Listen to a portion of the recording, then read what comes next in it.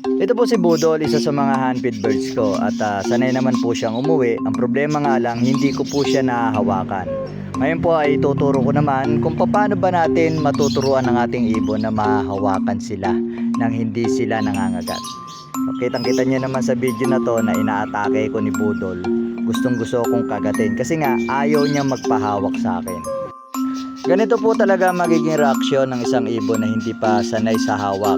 Didepensa niya yung kanyang sarili para hindi siya mahawakan kasi akala niya sa kamay ko ay isang predator. Meron akong ginawang technique para mapaamo siya at unti-unting mahawakan ang ibon na to. So ganito po ang aking ginawa. Relax lang Budol ha. Relax. Relax.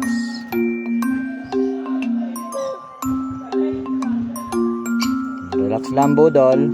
Relax lang, hindi kita gagalawin. Good bird. Relax. Relax Budol. Budol, relax. Relax. Ganito po ka-importante yung dahan-dahan nyo lang po mina-approach yung ibon. Pagka pinapaamo nyo po sila sa hawak. No? Hindi po kailangan ng mabilis ang kamay. So dapat nararamdaman niya na relax lang kayo para ma-relax din siya. So kanina medyo inaatake niya ako, ngayon hindi na. Pero alam niya hindi ko naman siya sasaktan. So, ayan ha, tanong. Budol, relax Budol. Good bird, good bird. Ngayon unti-unti hanggang sa makasanayan niya na hinahawakan na siya. So sa ngayon ay pinapaano ko muna siya, pinapa-behave na huwag manuka.